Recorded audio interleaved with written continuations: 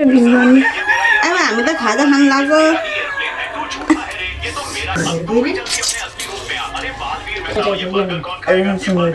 यो भोलि सिरानी लाउने हो यहाँ राख न चट्टीमा मात्रै झोल त अंदर छ नि किन ल्याउनु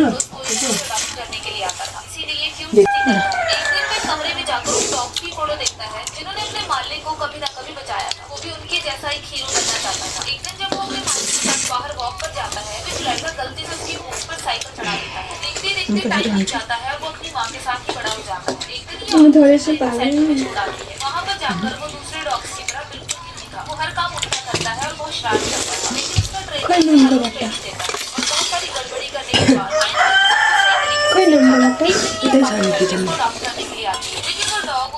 देखकर डर जाता है क्योंकि बचपन में इस टायर से उसकी पूरी यादें सामना करता है और लड़ने की मदद करता है। सभी का हीरो बन जाता है और दीवार पर लग जाती है। सभी छोटे-छोटे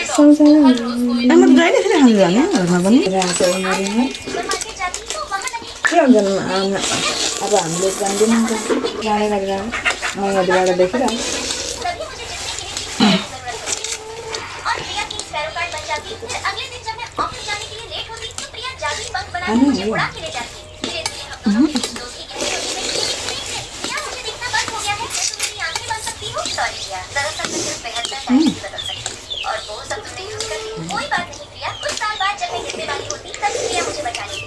मुझे पता है ये सब तुमने मेरे लिए किया और मेरे पास एक बार रूप बदलने की शक्ति बची है और मैं जो कि पूरी तरह प्रिया मुझे अपनी एक आंख दे देती। दोस्तों प्रिया के नेक काम की किसी स्टाइल ऐसी लाइक करें।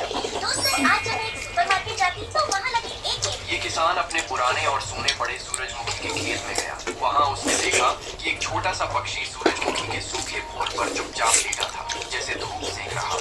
किसान ने पास जाकर उसे छूने की कोशिश की, लेकिन तभी वह पक्षी उड़ गया। अगले दिन किसान वापस खेत में आया तो उसने देखा कि और भी कई पक्षी फूलों के ऊपर ऐसे ही लेटे हुए थे। उसने एक पक्षी की चोंच को हल्के से छुआ, लेकिन वह हिला तक नहीं।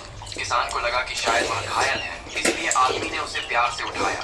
तभी वह पक्षी धीरे से आंखें खोलता है, जैसे कह रहा हो, अरे भाई क्या कर रहे हो, मैं तो बस सो रहा था। इस घटना के बाद किसान का मन उन पक्षियों से लग गया।